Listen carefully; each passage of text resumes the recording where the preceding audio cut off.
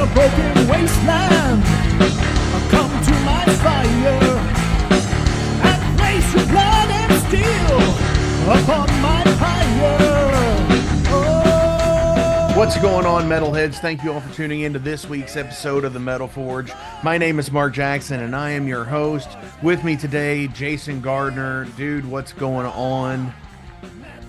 Not much. Pretty quiet in the last days of summer here.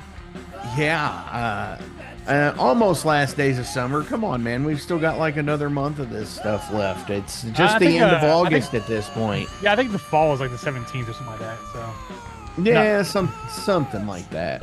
Yeah. Which is totally cool because, you know, here we are in the fall season. Today we have Dead Man's Hand, Trey and John here in the Metal Forge. Some snafu video happened with that. I'd had a video of it. It's not there anymore. I don't know what happened with it. I don't know if in the PC swap out, the great PC swap out of 24, if maybe I just lost it or something like that. But where this is video, there will be a music video or two in this as well. So yeah, we're getting better with the video episodes. Pretty soon they're pretty much going to all be video on the Spotify platform and the YouTube shows and stuff like that. You'll still be able to get the audio on everywhere that doesn't support videos. So, which is totally cool these days. So what do you think of shit like that? Yeah, I mean, as long as I have an audio option, I'm good. I mean, obviously, I listen to a lot of podcasts when I work and stuff, so audio is my preferred way to hear it. But I mean, if it's something I want to watch, you know, then I'll take the time to watch the video. But sure, but yeah, as long as the audio is available, I'm good. Even if it's watching a video and turning my phone over, so I don't accidentally watch it while I drive or something, you know? Yeah, so you don't have to look at my mug, right? Well, no, it's not just that. I mean, I have no problems looking at the mug, but I'm just saying when I'm driving, I should probably not look at it. So this week with Dead Man's Hand from Houston, Texas, they're a prime example band of what I mean, that it doesn't always have to be distorted guitars and crazy, like, screamed lyrics to be heavy. Right. Because obviously heavy is just a mindset, and where I think these guys do pull some inspiration from like the whole Texas rock and metal scene. Mm-hmm. They do have a forefront with some acoustic guitars and shit like that.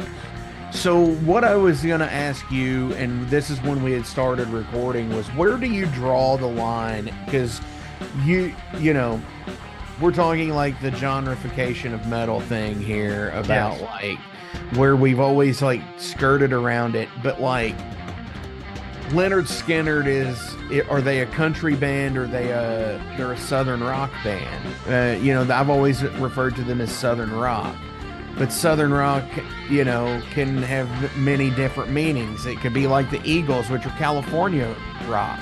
I thought you corrected me a couple months ago and just said it was the Eagle. They were just called Eagles. They are Eagles. Right. You make me self-conscious every time I say it now. I have to make sure I just say Eagles, Good. even though it doesn't really fit. Like, even though it doesn't fit in the sentence, I say. So what would you view something like a Lynyrd Skynyrd? I mean, yeah, it's southern rock. It's like pioneering stuff. Them and the Almonds and you know, stuff like that. As far as like heavy goes, like my thing is like heavy is more than distorted guitars and in-your-face drums. It's attitude. Because I mean, people wouldn't say like Whipping Post by the Allman Brothers is heavy, but I think that's one of the heaviest songs I've ever heard, and it's not by any means you know, what they would call a banger. In fact, I think a lot of bands overly try to be heavy, and it just loses it and just comes off as stupid. I can go on and on about bands I can say, but I'll say that for another time. But yeah, it's all in the. Hey, I'm sitting right here, pal. I didn't say overload. It's all in the authenticity of the music more than, hey, this band is doing this, let's just copy it, kind of thing. For sure. And that's where I think the cool thing with like bands like Dead Man's Hand, you know, where they do have this southern rock feel to them, but yet it is kind of in your face as well. Yeah. But it's from a place of authenticity, because Yes. it's been that thing where I've been kicked while I've been down my whole fucking life.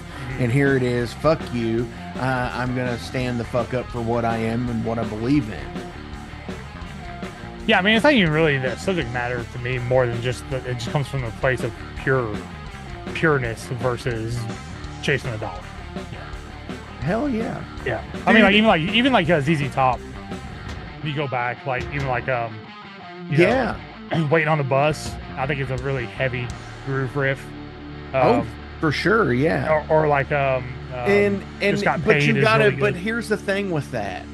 Here's the cool thing with Waiting for the Bus is, but you've got to have that heaviness with that mellow. Yeah, With sure. Jesus Just Left Chicago. Yeah. I mean, yeah, it's like I said, heavy is not a It's a Heavy is not- mindset. heavy is not just exclusively heavy metal. Metal is just this distorted part. Heavy is just like from the heart. Sure. Yeah. And that's where, you know, I believe things like The Lost Highway by Hank Williams Sr. is a country metal song. Because it's so heavy for the subject matter involved with it and the life experience. Right. And ultimately that's what the Metal Forge is like this cultural thing, is talking about life experience, because that's all we fucking ultimately have, is it's all we know. And, you know, and I mentioned this in an interview a while back about, I had seen an interview with Willie Nelson saying that, like, when he was young, his mother told him that every 100 years there's new people, and these are the people in our 100 years. Yeah, so the thing about Willie Nelson is he's really going to see it through to the end, it looks like.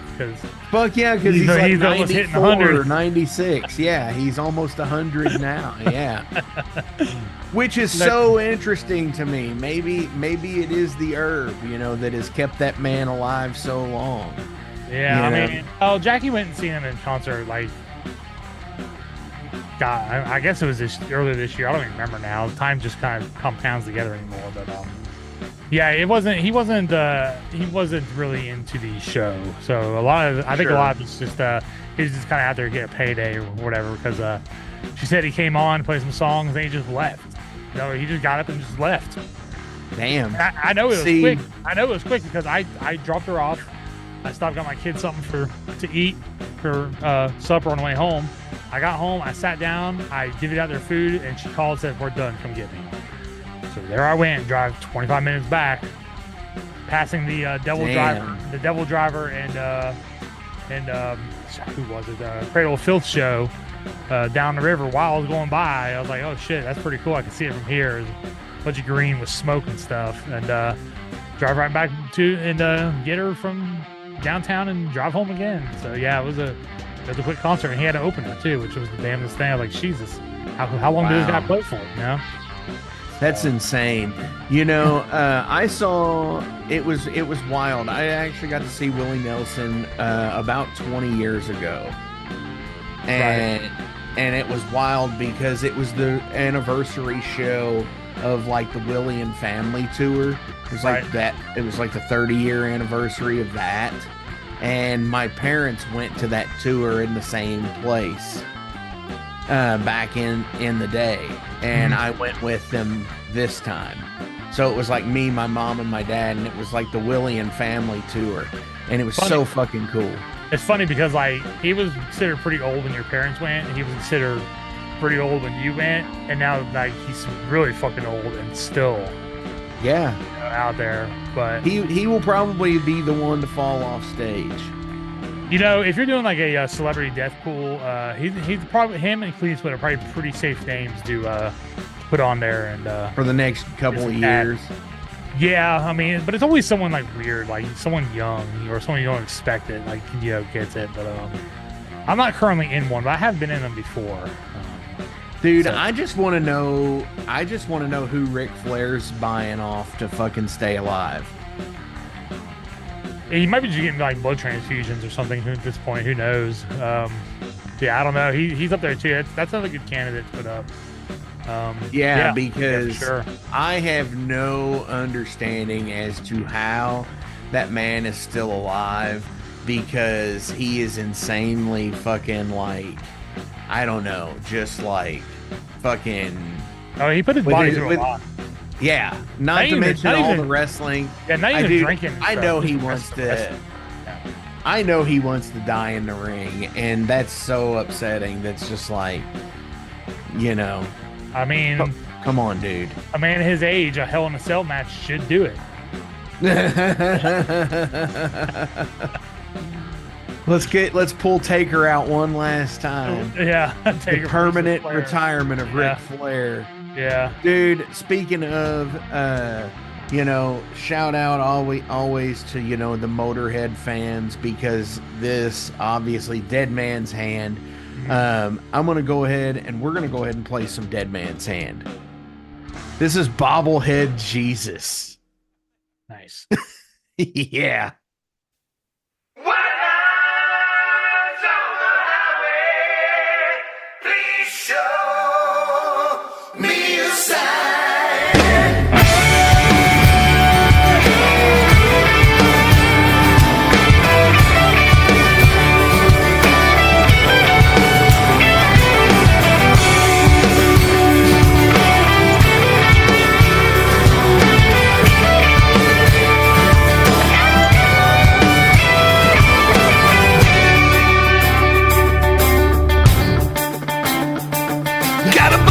Jesus on my radio, full tank of gas and my foot to the floor. Praying now, Jesus, give me that load. Back to my baby in my flatbed Ford. Yeah.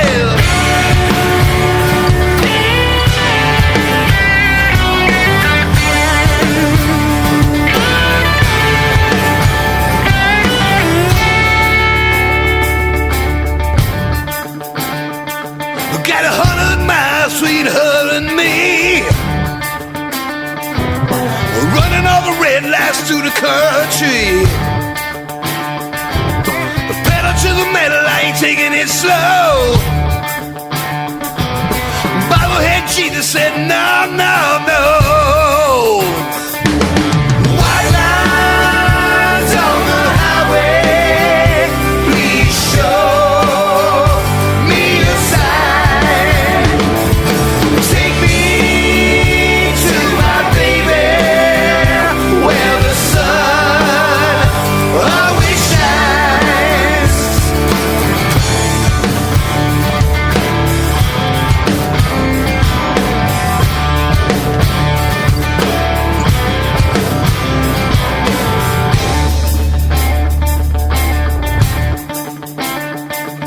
She's up all night and listening for a phone, praying for a man who's coming back home. Praying now, Jesus, bring him home, Lord. Bring him home to me in his flatbed Ford. White lines on the highway, please show me a sign. Take me to my baby, where the sun always shines. Shine down on me.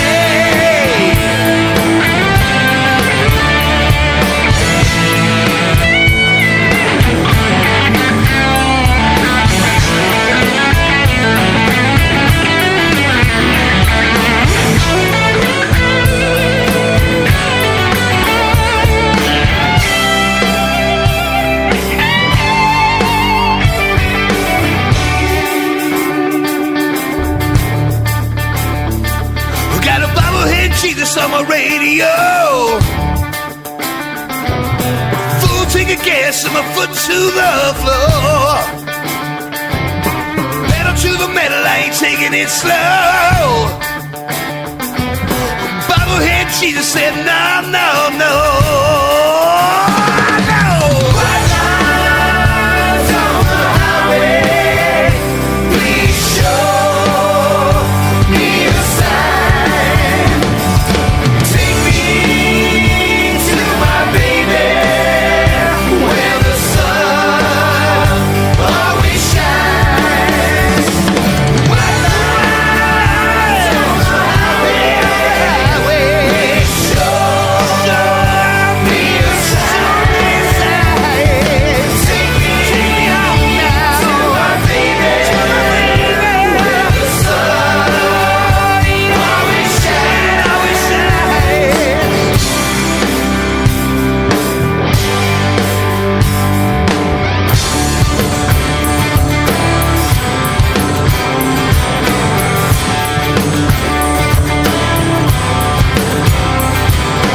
White lines on the highway, show me a sign. Take me home now to my baby, where the sun always shines, always shines.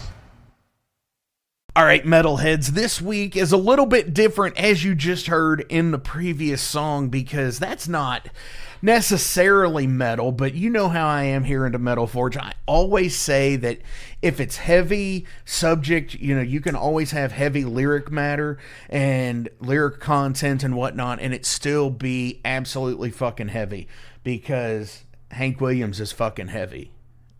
And I'm sitting here with Johnny and Trey from Dead Man's Hand. Yes. baby. Shout out to the Lemmy for that, you know.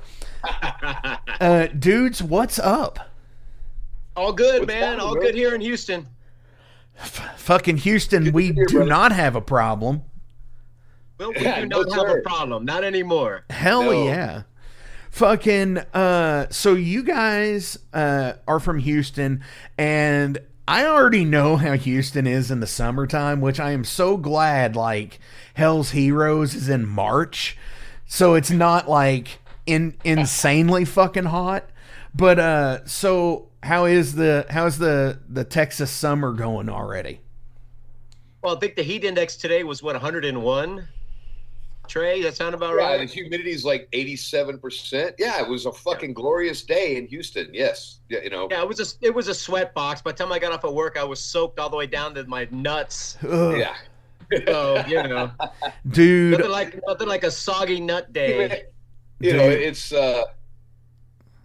you know, what I tell people all the time about living here is, yeah, it sucks, but the economy's great. So, you know, what are you gonna do? One of these days I'll move someplace where the weather doesn't suck, but in the meantime I'm making a living. dude, Yeah. have you? All right, this is gonna be bad for the audio listeners, but I'm gonna go here. Have you ever seen the memes where it's people written in the same font, where it's like somebody who looks like somebody and sounds like somebody else, and they're just like two separate people, but they look similar and sound similar? Sure. Oh, yeah. Dude, with Trey, I am completely getting Rick Harrison from Pawn Stars. You gotta look. You got definitely. You've got more hair than he does, because I saw the ponytail. But you sound like him. I'm just sitting here imagining his voice would be like, "Best I could do is $35." That's man, great. That's all that. You know, it's funny. We were in the studio when we were doing the first tracks for the record, and we're working with Greg Gill. I've done 2 records with back in the past. Johnny has as well, but the first record I did with those guys was like in 2005, I think. And anyway, going back in the studio recording with him again, and his wife Allison was like, "Trey, man, your voice it's really changed. It's really deep now and raspy." And I was like, "Yeah, it's all whiskey and cigarettes, you know, and abusing the shit out of my voice singing rock and roll." Yeah, my the speaking voice has gotten really low. You just give me another couple years, dude, I'm gonna be like, hey, Johnny Cash. Dude, my godfather, had the deepest fucking voice I had ever heard in my life. I mean, like Andre the Giant deep. Oh yeah, that's down there. Hey, boss. You know, I can't even do it justice by on Oz, man. Yeah, I can't even do that justice. But yeah, man, I totally get what you mean. Mine has as well, and it is the abuse of the nicotine over the years, and the drinking, and just the fucking barking out metal tunes. Oh yeah, man, it's funny, Yeah, man. it'll do it to you. You listen to the way I used to sing really high, and you know, and I spoke with a higher register voice, but all this, you know, man, dude, I've been doing this like 35 years or something, and yeah, I don't sing high anymore. Well, it takes a toll, man. It's like I noticed it with Ozzy when they did the Black Sabbath reunion, and they didn't do Sabbath Bloody Sabbath because it was such a higher register for him that it would not be able to be done justice. No, they'd have to down tune even more, man. Tune down to like F or something. Well, you know, Trey, in your defense, okay, most rock singers who've been singing for 35, 40 years don't sound the same. That is true. I think it's just part of that maturity thing, and all the wear and tear there, and you know the human voice. You know, it's not like a guitar where it just gets better. It you can't just go in there and change your strings, man. I mean, you know, exactly. Oh, so, I mean, we'll be doing that'll happen. You know, that's a technology. It's gonna happen. Or you know, I mean, use a voice box or something. You know. Oh, Bon Jovi I just watched that documentary thing the other night, man. The Bon Jovi thing, and he's got they put plastic shit in his vocal cords to repair his vocal. A piece of plastic in there. Oh, I'm sure. Like, I guess it's no different than any other muscle tear. Yeah. Well, yeah, I guess, but I mean, it just a little tiny piece of plastic. I mean, your vocal cord's like the size of your thumbnail, man. Yeah. Go in there and put in two little tiny pieces of plastic, but to still duplicate the same voice with your actual chords are gone, and now you got this little piece of plastic in there. That's it's doing that weird vibrato, and oh my gosh. Yeah. See, that makes me think of like people with like ear tubes, and when the tubes fall out, like, is that gonna happen when he's gonna go for this note and that piece of plastic's gonna just like lodge in his throat or something? I mean, is it gonna bust loose? I'm not a fucking Bon Jovi fan, but I don't wish him that. Yeah, oh, dude, I'll just say that man's had like a 50-year career or something, you know, and it's like, and when most of his contemporaries kind of just disappeared during the 80s or during the 90s, the dude kept going, you know. Oh yeah, well, see that, you know, they did the reinvent because, you know, when that genre had shifted into the post-grunge scene where it's like the singer-songwriter stuff from Seattle, he shifted into that. And, you know, you get stuff like, I'm much akin to that era. Bon Jovi is like Goo Goo Dolls. Yeah, very, very much, man. But if you look at, you know, that dude's like, he's from Jersey, and he's a huge Springsteen guy, right? So, sure. Huge fan. So I think that's what he was trying to do. He's trying to be Springsteen, you know? Oh, yeah. And I'm like, and he kind of is, you know, he's kind of hit that stride. Sure. You know, and good on him, you know? I mean, shit, the dude's been doing it. He's selling out stadiums. Right. Yeah. Absolutely. Where, you know, nobody else from that era is doing that, pretty much. You know, I mean, I guess you know, the Motley Crue thing, I guess they kind of did it, but, you know. Yeah, but I think theirs are more, you know, mid-size places. Like, I'm sure they could sell out White Oak down there in Houston, but could they sell out the fucking the Astro Center? They played at Minute Maid Park last summer, but yeah, but they were with Def Leppard though, weren't they? Sell it out, but it was like them packaged with, you know, Poison and Def Leppard. Yeah, They, Def Leppard selling those tickets. Yeah. So Yeah, but I mean, Bon Jovi. I mean, love him or hate him, the dude's doing it still. He can go play a stadium and sell it out. Oh yeah. I mean, he's definitely the in the pop hard rock world like that. Pop rock, no doubt. Yeah, he's definitely the equivalent to the Metallica of his side.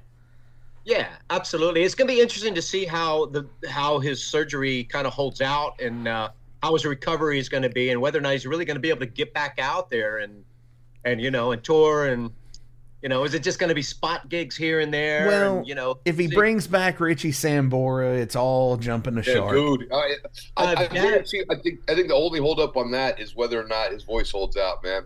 Yeah. I don't think he would bring back Richie at all, though. Dude, I think he will. I mean, I do. I mean, if his voice comes back, there could be a pretty good chance. But again, they have to mend all that stuff that's been happening between them. Exactly. You think about the payday that happens when they do that. I mean, we're not talking about Sebastian Bach shit. I mean, those guys they still get along. They're still bros. They don't hate each other like the Skid Row guys hate Baz. But well, so, I mean, those recent shows with Lizzie Hale, though. I mean, dude. Yeah, I saw them last year in Vegas with Eric. Was it Grunwald? Dude, he was so badass. Like, I'm a huge Sebastian Bach fan. Like, huge. And I went there expecting this guy to suck. I did, because I was like, he's not Sebastian. He's gonna suck. He fucking blew me away, man. It was incredible. Yeah. And then when he quit, I was like, fuck. Here they go again, And Johnny Solinger, I knew Johnny pretty well. He was a good dude, man, and he's from Dallas. So, we kind of ran in the same scene, ran into him a bunch of times. Good guy. And, but he wasn't Sebastian, and it was like, it was a different Skid Row. Yeah. Sure. Yeah. They had him like 15 years, but it was like, it was never quite as good as the original. But that Eric Grunwald stuff, I was like, man, they might be able to make something better than what they did in the original days. But he bailed. Those shows he did with Lizzie Hale, I mean, Lizzie Hale ain't no slouch. I mean, exactly. She could play guitar, but she could sing her ass off. Yeah. So. Oh yeah. I mean, pretty cool. It's definitely interesting. I love it, and it's all part of the thing. But we've been on this one for a minute talking about other bands, and it's like, hey, wait a second now. We're here to talk about you all too, Yeah. So Dust Bowl coming out soon. Tell everybody out in Metal Forge land about it and about you all. Well, go ahead, I guess Trey. I'll start off. So we, the band started, gosh, it's been a while. It's been a minute, probably 10 so years ago. At the time, I was in a metal band, and so was John. And I had all these songs that were kind of not metal, that I'd been writing and just kind of put on a shelf, looking for an outlet, a place to do something. And I decided I wanted to make like a solo record, So got together with a buddy of mine and kind of put a guitar player friend of mine, Mike Sine, and we started kind of putting some stuff together. And we decided we were going to just play a show just for the hell of it. And I decided to call some friends just to put together a band for a one-off, and John was the first guy I called. And we got together, we played a gig. It was a benefit, I believe, as I recall. But and it was supposed to be just one off. I was going to go to the studio and make a solo record. Somehow it stuck, and here we are. What, 14 years later?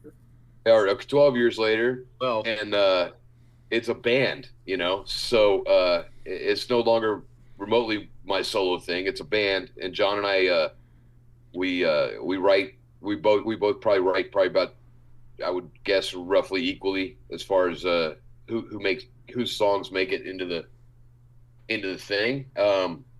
So we did a very short and quick EP back in the very early days, 5-song thing that was basically a glorified demo. We never should have released it, in my opinion, but we did. We did the whole thing in a weekend, so it was pretty rough, raw. But this time, we decided we're going to make a proper record, and we've been working on this thing for, year and a half, something like that. And been a year and a half, yeah.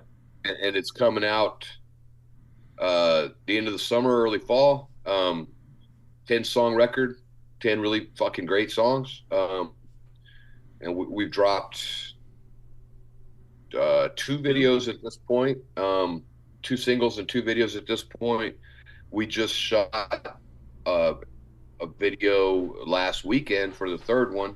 We did a live one locally here in Houston, and that one will be coming out shortly in the next few weeks, I would think. So by the time this airs, then that'll definitely be out. And we're planning on dropping probably 2 more, John? Probably 2 or 3 more. Absolutely. Yeah. We're on a roll. And as long as the finances are there to make it happen, we're going to keep the ball rolling. And, even the cool thing about it, just to reiterate what Trey was saying, we've been writing all these songs, and we've got a whole record. We actually have a whole nother record already written. And soon as we're done and this one is released, we're going to plan on going back in the studio. And we probably have anywhere from 10 to 15 other songs ready to go that we just have to work out. And between me and Trey, I'd say there's a handful of them that are just floating around in our heads, or on our home studios, whatever. But we've talked about them, we've shared them, we love the songs, and we just gotta get with the guys on them and complete them. But we've got a lot of unreleased music ready to go when this record's I agree. I would say this record's 10 songs. There's easily another 10. The band doesn't know them yet necessarily. Sure. We worked up maybe 2 or 3 of them with the band, but of the next record. But but that's the good germination point. Yeah. But between John and I, there's easily another record ready to go. So our intention is, once we get done with this one, once it's released, because what we're doing right now, we went in and did basic tracks a year and a half ago. We did our bass and drums and all that, knocked them out. We did all that stuff in basically a long weekend up in Missouri. Ever since then, it's been either me or John going back to Missouri to do vocals or do guitars or whatever. And at this point, we're pretty much, other than a few guitar solos, I believe, with the entire record. The record's done. So, and maybe some backup vocals, I think. But we're basically there. It's really close. But I believe the intention is, as soon as we're done focusing our energy on this, well, we're going to be playing out live and promoting this record. But in the meantime, we're going to get our asses back in the studio and start working on the next one. So we don't have to wait, 5 years for the next record. For sure. It should be out 2 years after, something like that. Definitely. Go ahead. I'm sorry. I'm just going to say, we're not going to sit on our laurels. It's like, we're not spring chickens, man. We're getting old, so we got to get this shit done before you can't anymore. Absolutely. Yeah. And I think that's what the cool thing is about any of the music scenes today, is it's not a scene necessarily of having to have like a major label or anything like that. You can be signed to a tastemaker label somewhere and have excellent coverage and excellent distribution, and be able to, even if you're just breaking even doing it, but you're getting amazing shows, and you're able to continue the trek, as it were. That's what the fucking awesome part is. Oh yeah, I don't think that unless you're Beyonce or something, you're not going to make shit off a record deal, these days. You're just not. No. It's so yeah. Currently, we're doing it on our own. We've had some conversations with a couple of labels about maybe working with them, but at this moment, I don't see a whole lot of benefit, so it's kind of, you know what I mean? Other than, you work with people that have some more reach, that can put you in front of people that are beneficial to you. But other than that, in this day and age, I mean, the labels, it's a bank, it's a bank loan that with like 500% interest. So it's like, why do it? Exactly. So, and yeah, that's the whole major label thing. And it's like, I get it back in the day when they didn't have recoupable financing. They just gave the fucking money to the artist, and whatever they made back off of it is, that's where they got their money back. Now, yeah, you're right. It's a fucking loan, and you're fronted money that you have to pay back at a ridiculous, exorbitant fucking interest rate. And it's a very predatory prey industry. Absolutely. Sure. Well, I mean, if you're coming into it and you're broke and, you're some 22-year-old kid and you got no money and nothing, then maybe you take that deal.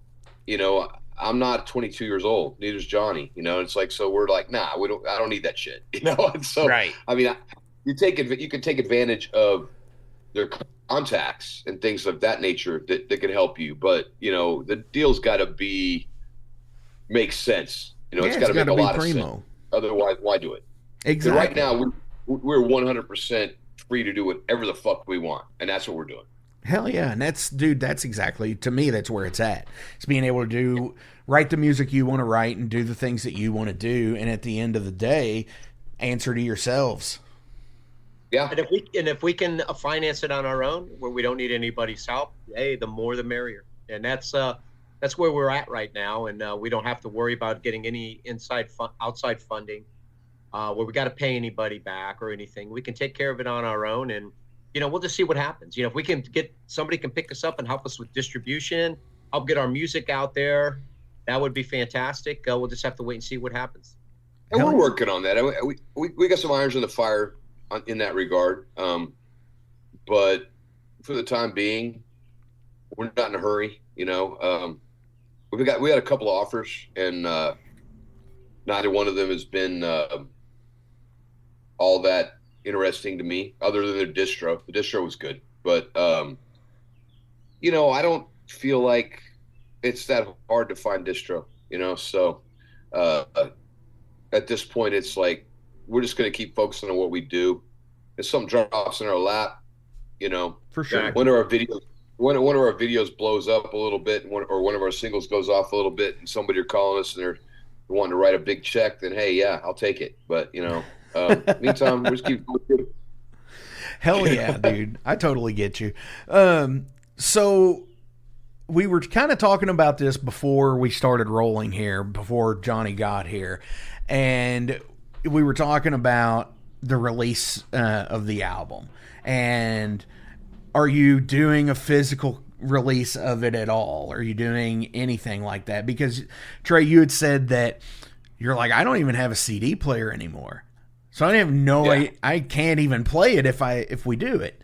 But see, I think that's always a thing I think physical media should always be an existent thing. Books should be there, fucking albums should be there, just because.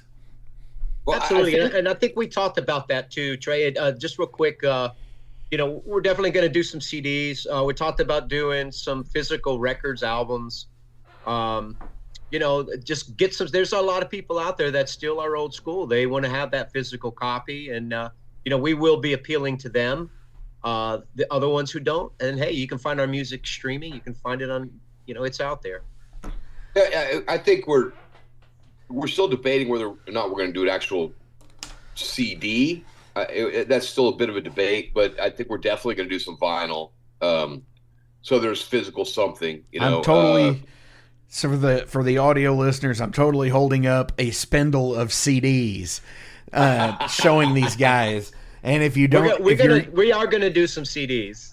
Yeah, don't worry. I'm totally the old school guy here. Likely, I'll be paying for them. Yeah, so Johnny just slapped down the hammer and said, "We're doing some fucking CDs, Trey." Hey, damn it! And I guess Trey, I know what I know what Santa Claus is bringing you, a freaking CD player, buddy. Hell yeah. That's one of the things. I still have my Sony 200 disc changer, the turntable. I recently acquired a dual cassette deck. Nice, man. And because everything is coming back out again, and I love that. There's cassettes out there from bands from today. There's everybody's doing 7-inch and 12-inch vinyl and stuff like that, and it's and people still put out CDs, and I love that. And I'm a music collector, like a databaser for that stuff.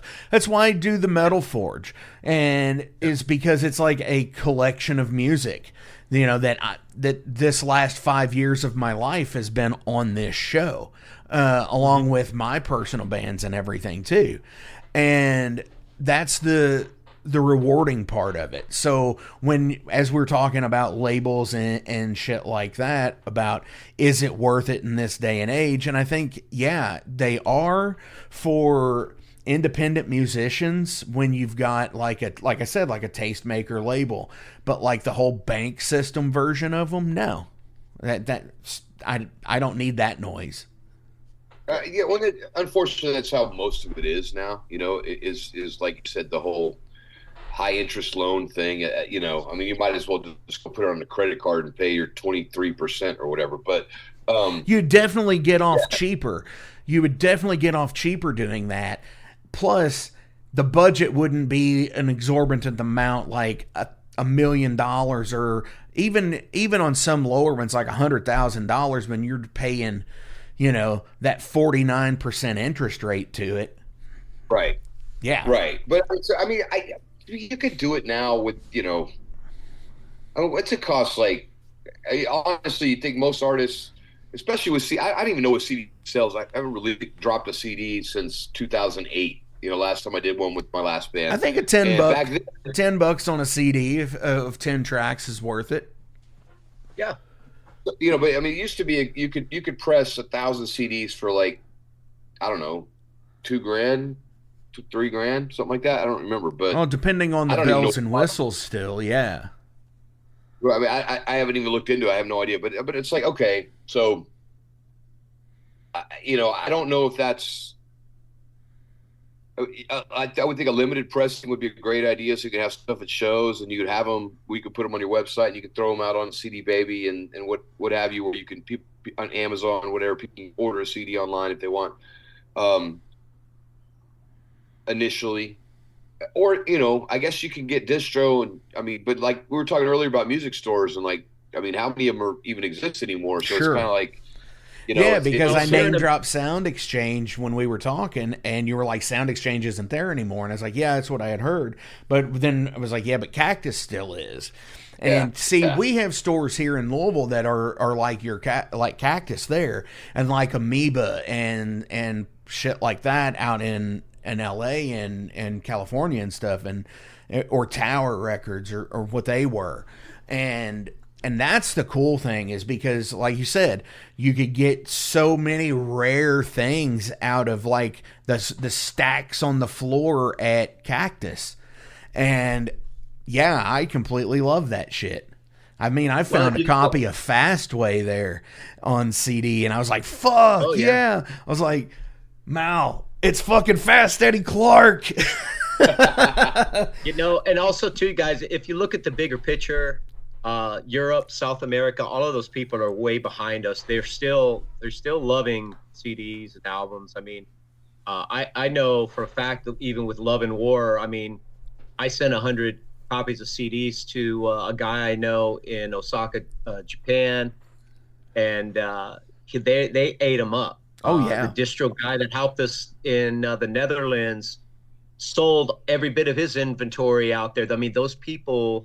That they love CDs, they love records, and oh yeah, absolutely. The music here for rock and roll is not mainstream anymore. And, a lot of other countries, metal, hard rock, southern rock, whatever, they it's still pretty much mainstream. They're hearing a lot more of it on the radio. And you're right, it's not mainstream anymore, and it hasn't been for about 25, all time. 25, 30 years now. Yeah. When they first started putting out like the boy bands in the early 90s to, you know, that's when the R&B thing took over with it. And, you know, then they had and then they had the cookie cutter people in the 2000s, like the NSYNCs and the Backstreets and the Britney Spears and the Christina Aguileras and all that. And that's been the push of mainstream pop music. Yeah. Oh, I mean, well, it seems like nowadays that, you know, country music is taking a big giant leap in that regard. Oh, sure it has. It's not, you know, I mean, most of that shit nowadays is like the new stuff is kind of like Backstreet Boys or whatever, where you got some. You know, you're right. It's like pop rock, and they throw in a fiddle and a freaking banjo, and they call it. Dude, it's fucking Poison with a guy with a fiddle. Man,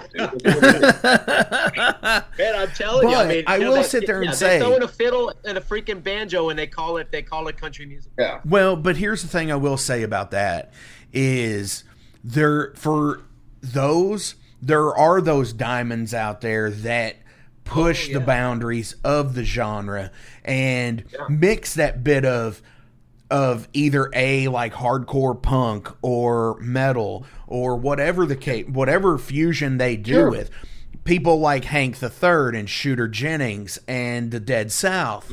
Those groups. Oh yeah, but those guys are not Nashville guys though. They're that alt country thing, which is kind of what we're Johnny and I are thinking that's where our market probably is over there. Sure. Because, you know, bands like Cross Canadian Ragweed or Whiskey Myers or Blackberry Smoke, you know, that kind of shit.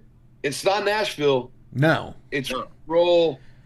It's if I were to put the genre thing on there, you know, being metalheads, you already know, like there's the new wave of British heavy metal, and you know, with your Maidens and your Priests and all of that, and then now there's what they call the new wave of traditional heavy metal, because that British heavy metal is now traditional, and now you've got bands like Haunt and Seven Sisters and Night Demon and stuff like that.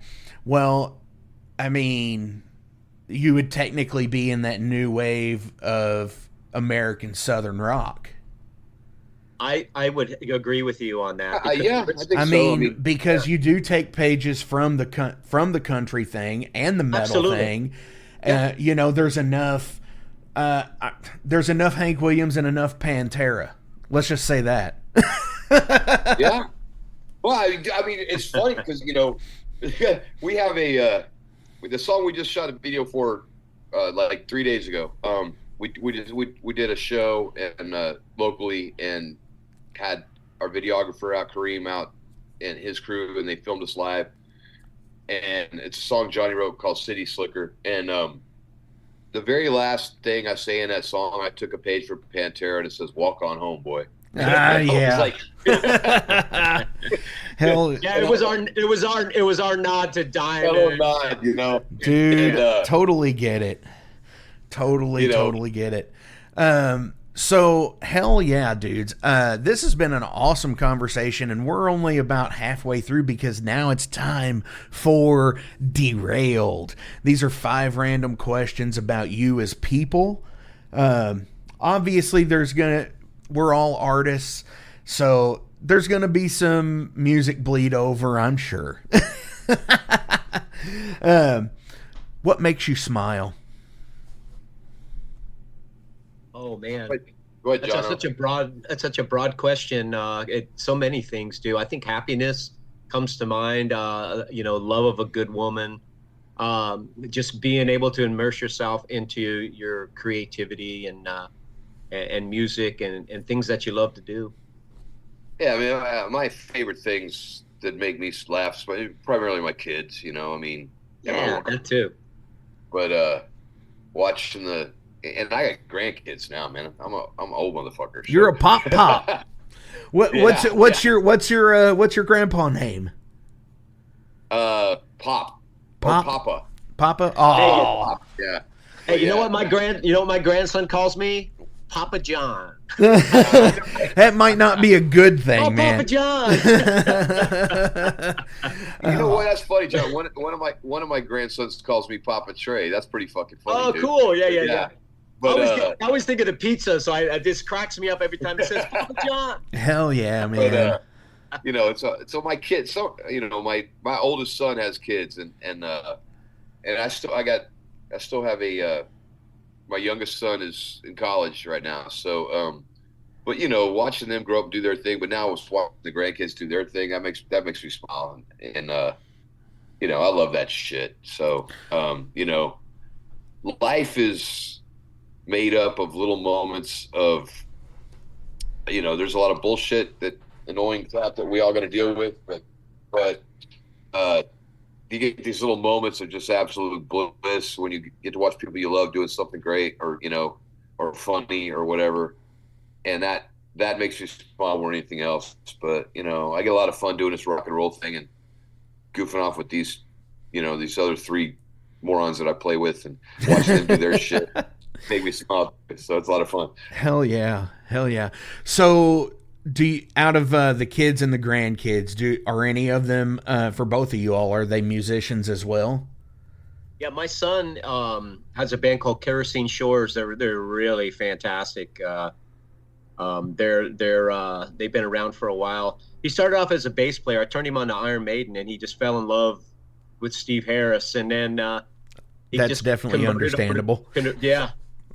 Converted over to guitar, and now he's a guitar player, and he's great. So, hell yeah, he is really great. No, my oldest son plays a little bit of guitar, but you know, kind of a little bit. His son, my grandson, I'm actually giving him guitar lessons right now. He's pretty young, so you know, I'm trying to teach him an A chord, and it's a bit of a battle, but we're working on that. And my youngest son, I gave him a baseball when he was little, and I said every fucking bad decision that I ever made had something to do with a guitar or something like that. So no, you're going to be an athlete. So so that damn good one. So I mean, he's a damn good one. Is he? Wow. Yeah, he's a good athlete. He's playing football in college, so it's cool. But yeah, I was kind of like, yeah, every dumbass decision I ever made had to do with something with me being in a place that had something to do with rock and roll. And I was like, yeah, I thought my youngest son, maybe I'd put him down the rock path. I can relate to that. I resemble that remark.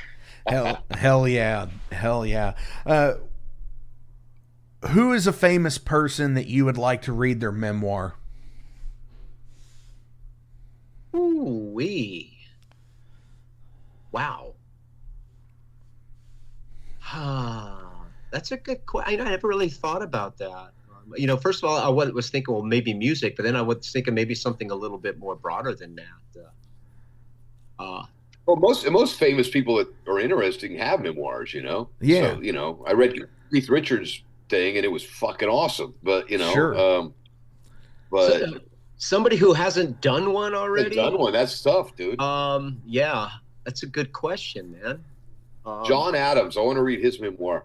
Well, you know, I can tell you that one of my favorite lyricists of all time is Phil Mogg from UFO. Right. I read Pete Way's book, and it was so dark. It was really kind of depressing that to hear what all he went through with his drug addiction. I would love to read a book by Phil Mogg. I mean, I've always been a huge fan of his. UFO is one of my favorite bands. If it wasn't for Michael Schenker, I wouldn't be playing guitar today. So that would be cool to read his book. Hell yeah, absolutely. Most of the people that I could think of in that regard, I've read their memoir. You know, so I've read so many of it myself. Yeah. Like I'm a fucking huge Steve Earle fan, which I'm guessing that a lot of folks that are listening probably don't know who he is because he's more of a country. I mean, I think he skirts that line of Southern rock. Yeah. Especially with Copperhead Road, and I think most of the metal. I think anybody who ever listened to anything from Ted Nugent would would have got the bleed over on classic rock radio, especially through the 90s, of hearing, like Cat Scratch Fever into Copperhead Road. Well, sure, but to get like off into what he does, that guy's a fucking genius, man. Oh yeah, like straight up. And I mean, a lot of metal folks would know who he is peripherally, but maybe not realize how like the type of person he was. Is. So, but I did. I mean, he has a memoir, and I read it, and it was like fascinating to me, because the guy, he's one of my heroes, So, but most of the guys that I could think of that I really want to know their stories, I've read them, So, I can't think of one off the top of my head that I haven't actually read. So, the Motley Crue thing was fucking awesome. The Dirt. Even though I'm pretty sure about 99% of that was bullshit, but it was awesome. Dude, my broadcast partner who's not here today, Jason Gardner from the Ale Horn, we have this very strong opinion of how they are what we call a corporate rock band. And they're basically a corporation that everything that they did was bullshit made up stories, and it was just put out into the. It was they're like a label plant, It's like they were there, and like the Grosser Than Gross tour with Ozzy and shit, and Snorting the Ants, and off of the fucking ground, that shit, bullshit. Well, I think there's got to be some truth here and there, because every rock and roll band on the road's got stories, man. Sure. We have fucking stories about some really crazy goofy shit. And everybody does. I'm sure those guys do, but they're like really crazy over the top stuff. Yeah, it's hype. For sure it is, dude. I mean, they embellish everything to sell books. Exactly. But see, that's the thing. It's like, at some point, you become it's like Brubaker. If you're familiar, it's like when the warden's dropped in and he sees how it actually is, and then you become part of the system. Yeah. So there could be some little nuggets of truth for anything, but again, once you get to a certain point, it's like Spinal Tap, and it's just like it really wasn't an 18-inch tall monument. It only felt like it was. Right. Sure. No, dude, I think you're absolutely right. I mean, that's my opinion. A lot of people's opinion. It's like, okay, I mean, but reading The Dirt was fucking great, as long as you read it and you go, okay, it's a novel. It's absolutely. One of my favorites is still White Line Fever. Yeah. Which is Lemmy's. And it was written so long ago. And his, dude, I think is probably legit. Because, I mean, met Lemmy. Wow. And the guys in his band, fucking cool people, and, just real, genuine, just badass rock and roll motherfuckers, So, I'm in a 3-piece, I'm in a power trio metal band called Overload, and I'm a singing bass player. So, and I have a big Motorhead tattoo on my arm. So obviously, there's a bit of influence there. Let's go that way. But it's like a required read. Anytime I get a new member of the band, because my career kind of does mirror him in a way, because again, being a singing bass player, he's definitely molded my style of playing. And the other thing is, I am the only static member of my band. 17 or 18 years later now. So yeah, I totally get it. And I think it should be a required read for anybody who is contemplating on being in the music industry. I agree with that. Because so yeah, he does definitely tell you how the fuck it is. And hey, just because somebody was an asshole in life doesn't make them a saint when they die. They're an asshole in death as well. Yes. They're just a dead asshole, as he said.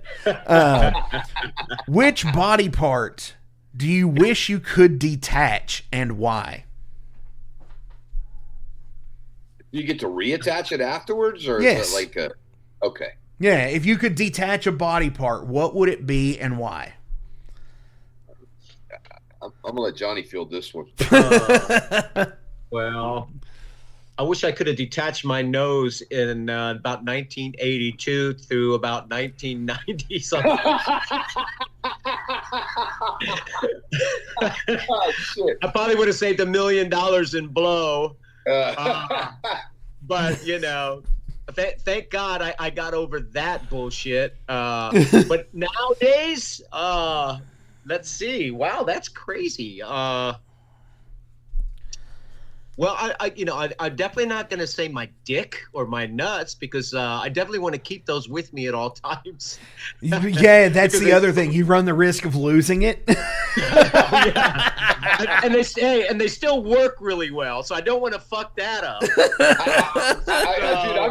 I'm just gonna say this. I'm gonna interject really quickly. I mean, John's got a really, really, really hot girlfriend, and And you have a beautiful wife. Thank you.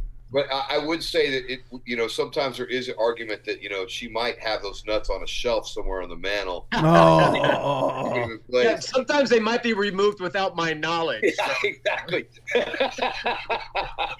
I'm sorry, John. You put it on the tee, buddy. I had to do it. Oh yeah, I get it. Yeah. I work in an auto parts store, and it is very much the duality of man type thing there. Yeah. So fucking like there is so much of that goes on. So I totally get you. I've been in it my entire life. Yeah. Well, so, I mean, right now existing, I don't really know if I have an answer for that. It's really kind of tough. Trey, you have an answer? Dude, yeah, my fucking right arm, because I have like a fucked up thing going on in my shoulder. When I sleep at night, it hurts like a motherfucker, and I can't figure out a way to put my arm where it doesn't hurt. So I could take it off and go put it on top of my dresser and then put it back on in the morning. That'd be cool. But yeah, mine's easy. But. I was going to say something like an arm as well, so I could sit there and be like my own personal back scratcher. Because have you ever sit there and like had someone scratch your back and you have to do the move thing because they don't scratch in the right place? Oh yeah. And you can't use the corner or anything because that doesn't get good. Yeah. So yeah, if I had my own personal back scratcher that's my own fucking arm, hell yeah. I'd totally do that. What's your favorite guilty pleasure movie? Guilty pleasure movie? Man, it would have to probably be either Fast Times at Ridgemont High, which is one I always seem to go back to, or Caddyshack. I always seem to go back to that. Yes. I love horror movies. I mean, there's quite a few of those. Oh man, or either those Tolkien Hobbit movies, man. I mean, I love those, man. If I see they're on TV and I'm going through the fucking cable channels, man, and I see it, I turn it on. So there's two movies that I can be channel surfing, and if I come across those movies, and both of them I've seen probably 2,000 times, I will still stop and watch that fucking thing till the end. And that's Tombstone and Bull Durham. I will watch both. Yeah. No matter what. Those are good ones, yeah. Yeah, I Tombstone for sure. Bull Durham, I can stand to watch it. It is I love that film. But it's kind of comedy-wise, I think My Cousin Vinny. Oh yeah. Yeah, that's a good one. I want this ridiculous. And that thing was a bomb, dude. Oh yeah, she's gorgeous. Yeah, that's just shit, man. It's good when you can see a movie like 100 times and still laugh at it. Oh yeah, absolutely. I love now that you can go when you're on fucking like Instagram or Facebook or TikTok or whatever the any kind of video YouTube fucking app these days, and they show like that one particular scene from the movie that is always so good. Whatever movie it may be, whether it be Tombstone or My Cousin Vinny or Casino or some shit like that, that's so fucking like Yeah, I got to go watch that.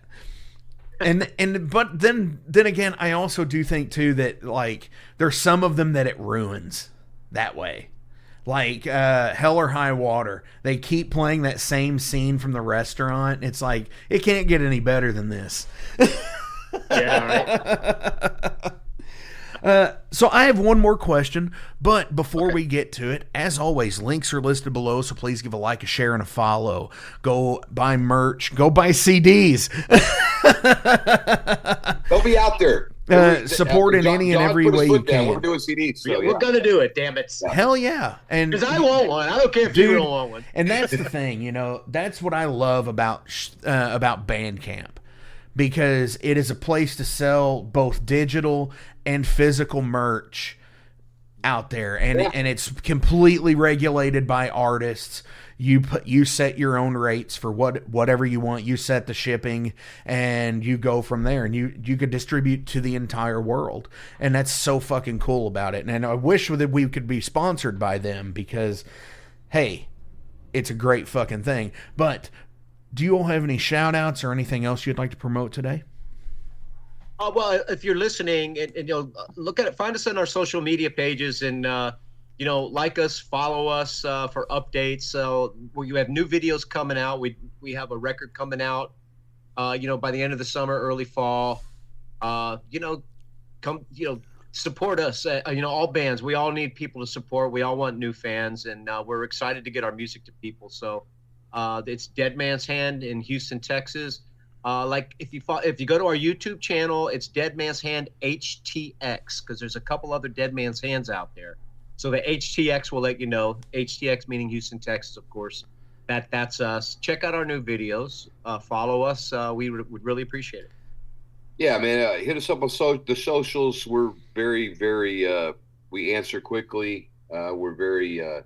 Interactive with people that want to reach out and have questions or comments or whatever. All of us are. You look for us out there. Look for us on the road, man. We'll be getting out and hitting the whole country here soon. So we went up to the West Coast back was January, February, something. And we'll be doing that again. And Labor Day weekend, we'll be going back to LA. So yeah, Labor Day weekend we'll be back out doing LA, doing a little West Coast run. We'll be in the whole country at some point. So look for us live. We are a fucking great live band. We're gonna toot our own horn. Look, dude, I'm just a dumbass singer, but my band is a bunch of bad motherfuckers. So come watch those guys do their thing. Fuck yeah, man. Look for us on the socials. Hit our website, which is DMHTX.com. That's our website. Yeah. Yep. You can go to the website. We have merch there, and then you can see some bio about us if you've never heard us before. And there's links to our social media platforms and our YouTube channel. Hell yeah. DMHTX.com. Hell yeah. Absolutely. So like I said, those links are going to be listed below. Fuck yeah. Final question of the day. All right. Aside from Earth, if you could explore any other planet, what would it be? Well, I'm going with Venus. Venus? Yeah, it's supposed to be full of hot women, dude. Let's go to Venus. That's a good point. Yeah. That is a good point. Don't tell my wife, but yeah. Exactly, yeah. Like, honey, she's feeling, doesn't count. If you just think about the planets in our solar system, I could give you an answer, it's Mars probably for me, but, it'd be great to go beyond what we know, just to take a challenge and to see what the heck is out there, and possibility of maybe exploring something that we don't know anything about. I think it sounds a lot more inviting. Dude, we got to get way out there. You got to get way out there, but the problem is the technology doesn't exist in order to make that. No, it doesn't, of course. But either then going to Mars or Venus. But at this point, if I wanted to give you one, I don't know. I probably would say Mars for me. Hell yeah.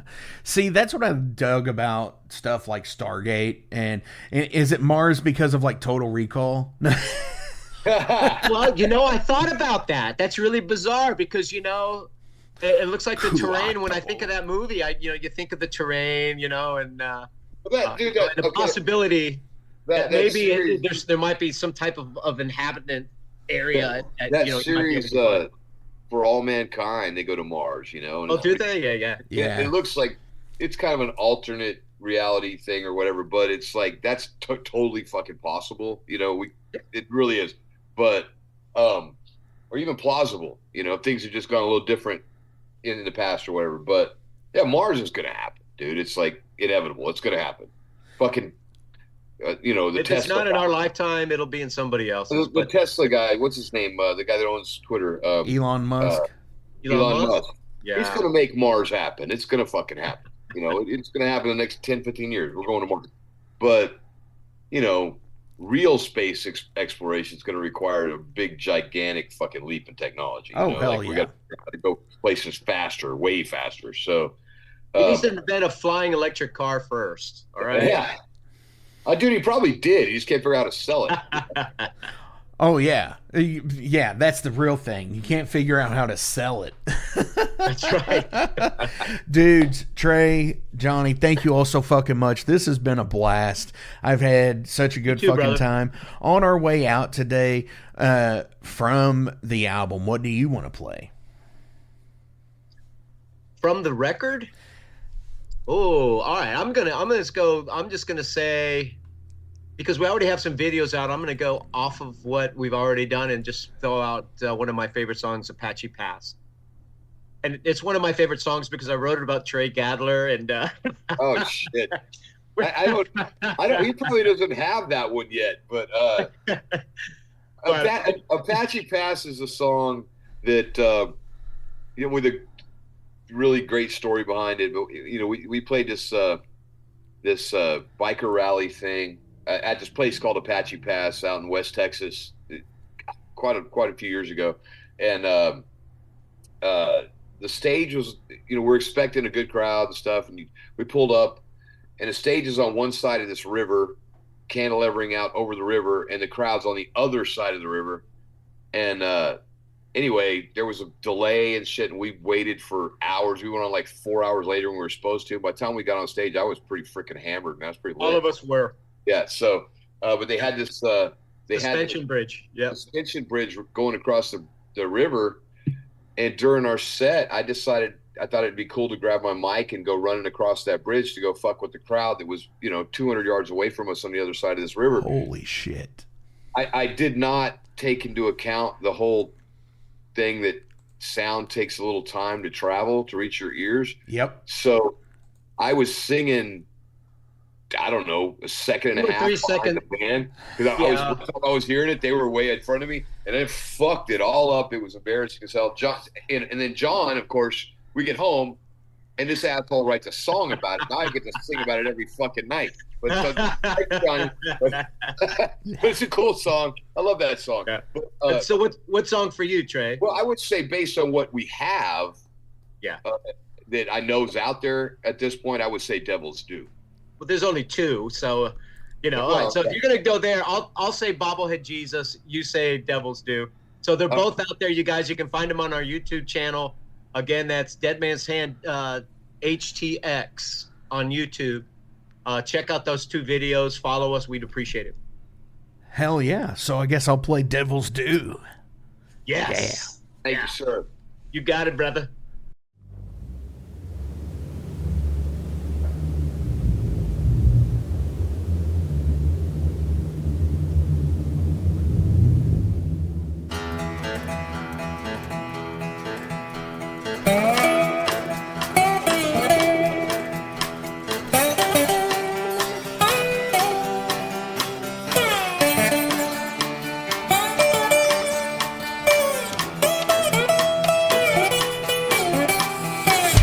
Riding shotgun on my shoulder, angel sitting on the other side.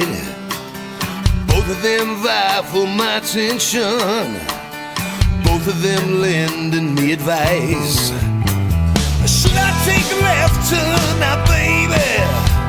Should I take the one I know is right? One of them might lead me to salvation. The other just might get me through the night. Hey, I still got some secrets I ain't ever told you now, baby. But sooner or later, we all gotta choose. Talk is cheap when it all goes down. You still got to give the devil his due.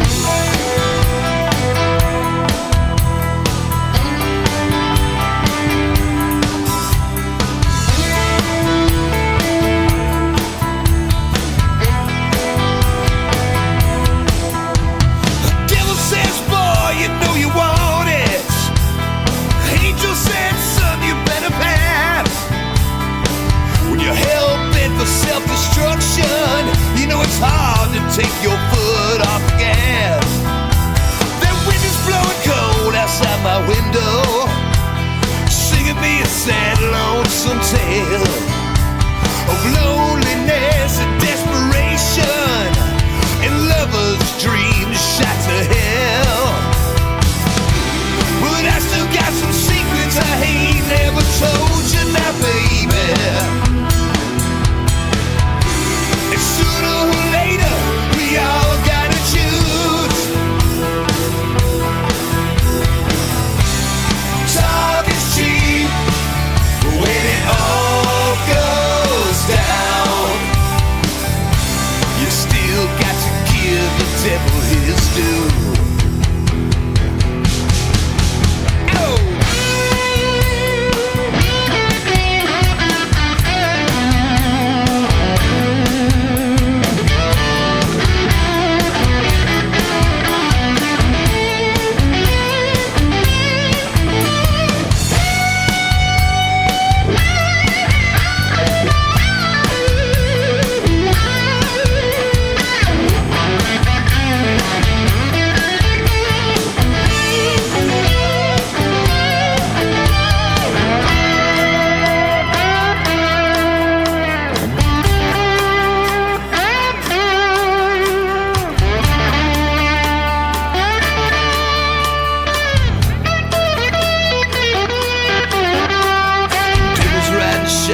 On my shoulder, angel sitting on the other side. Both of them vie for my attention. Both of them are lending me advice. Hey, I still got some secrets I ain't never told you now, baby. Sooner or later, we all gotta choose.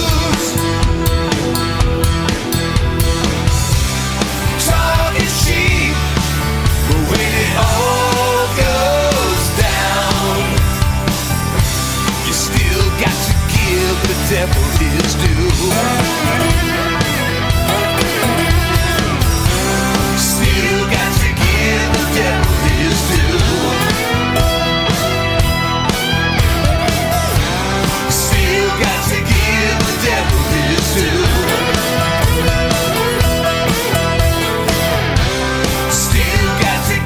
The devil his due.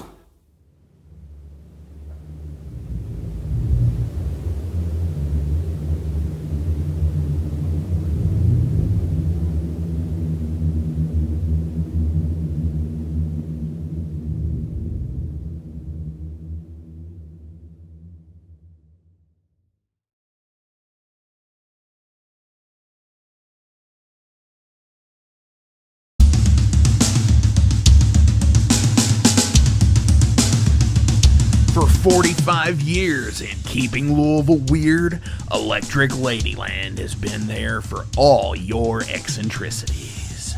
While they do offer the best smoking supplies out on the market today, there's a whole lot more to check out. From ashtrays and blacklight posters, to records, incense and burners, and items to stock your metaphysical supply. They're open from 10 to 10, 7 days a week, located at 2325 Bardstown Road in Louisville, Kentucky, and at electricladyland420.com. Roll out.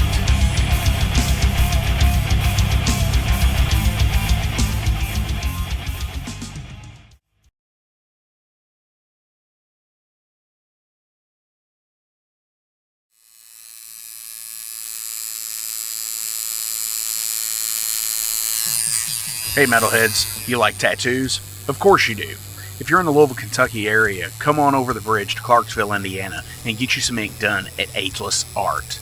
If ink isn't your thing, they have a piercing studio as well.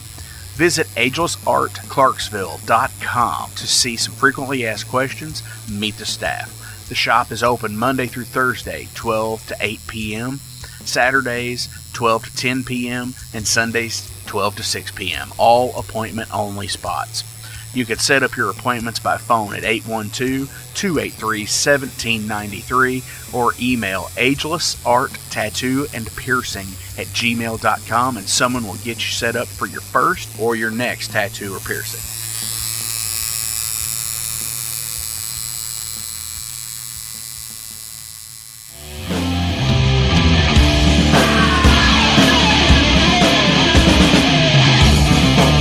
Hey metalheads, after going to a rager, what's your ultimate go-to? Mine is totally pizza.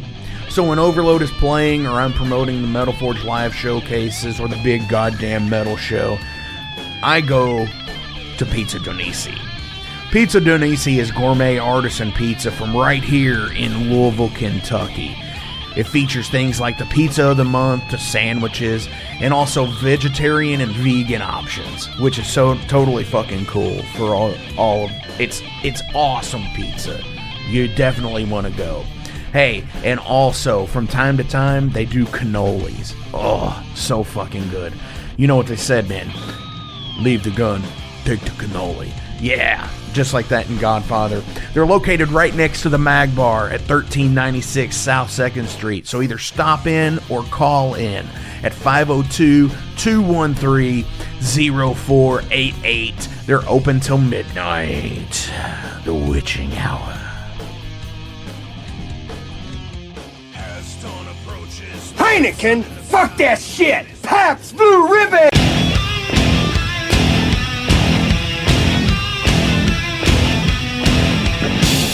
Hey metalheads, you all hear me talk about Mag Bar all the time. It is the home to the Metal Forge live showcases and is an integral stop in the Ultimate Underground Metal Tour schedule. They obviously feature live music, but the Mag Bar also has daily specials like Pint and Slice Night on Tuesdays with Pizza Donisi. But they also do Bring Your Own Vinyl on Thursdays with DJ Kent Jackson, and Finer Things Sundays. Located right next to Pizza Donisi at 1398 South 2nd Street, open 3 p.m. to 4 a.m. 7 days a week. Get your asses out to the Mag Bar. Rock out.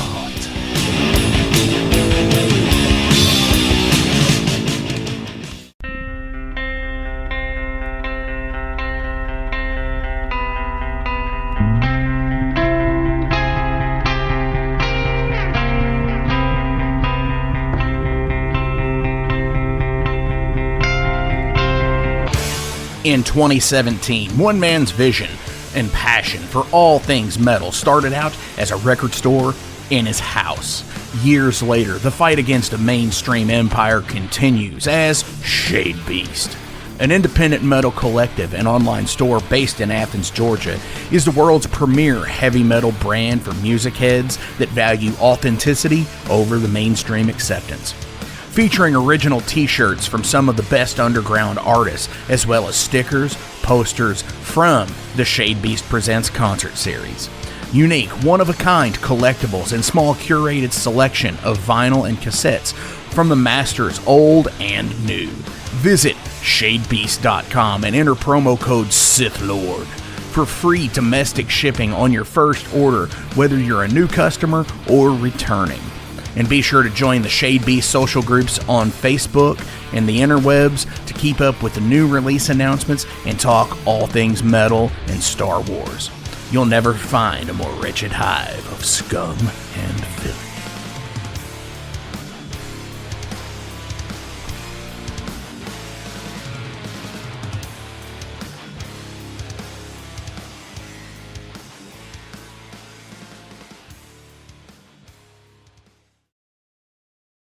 Welcome to the night. You think you know Night Demon? Then the Night Demon Heavy Metal Podcast is for you. Step into the darkness as we peel back the curtain to give you an unprecedented, all-access look into the mind and the heart of the demon. We're talking band history, song analysis, studio anecdotes, stories from the road. It's everything a diehard Night Demon fan could want and more. This is the only place to learn the inside scoop, the deep dive trivia, the untold tales from the band members themselves and those closest to the Night Demon story. Need more? The Sacred Night Demon Crypt will be pried open to reveal demo recordings that have never before seen the light of day, all with in-depth commentary by the band and the people who were there for the writing and recording process. This is a gold mine, a treasure trove of all things Night Demon. Head over to nightdemon.net or wherever you listen to podcasts.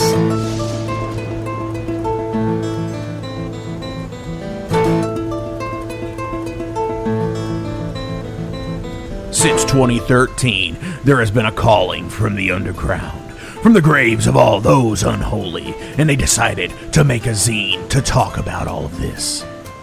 Soul Grinder Zine! An independent metal zine to keep you informed on all things metal and horror from the underground. Available in both print and digital formats, they're bringing you the best interviews and reviews out there today. Not only do they do the zine, but they also do compilation CDs. Check them out at facebook.com/soulgrinder.zine and start your subscription now.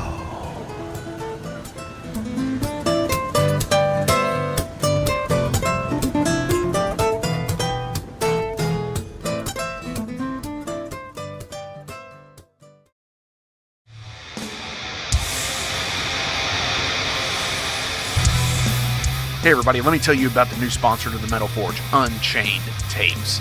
They're an independent Pennsylvania tape label. They focus on extreme metal and punk with a killer approach to the tape scene. Visit their web store at unchainedtapes.bigcartel.com now to get your fill of tapes. And for being a Metal Forge listener, enter the code METALFORGE10 at checkout to get a 10% discount on your total purchase. That's unchainedtapes.bigcartel.com.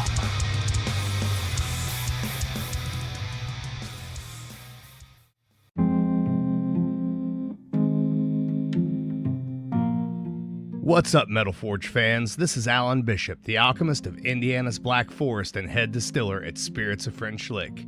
Do you find yourself drawn to the unexplained, fascinated by the Fortean, or enchanted by the paranormal? If the things that go bump in the night resonate in your mind, then tune into my brand new podcast, If You Have Ghosts, You Have Everything. Featuring first-hand accounts, collected stories, interviews, history, and speculation related to all things not of this world. Available now on Anchor, Spotify, Google, Amazon, and more. Set back, relax, and remember, if you have ghosts, you have everything.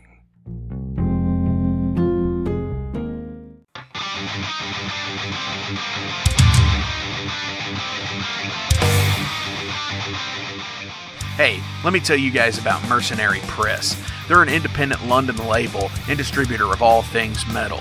Mercenary Press delivers the goods from their own independent zine. Trust me, you're going to want to get in on that. To distributing various bands from all over the world, including Cramp from Spain and Sadistic Force from Texas. Visit mercenarypress.bigcartel.com to find out what all they have in stock and what you can order. And for Metal Forge listeners, enter code METALFORGE10 to receive a discount on your total purchase at mercenarypress.bigcartel.com. Check it out now.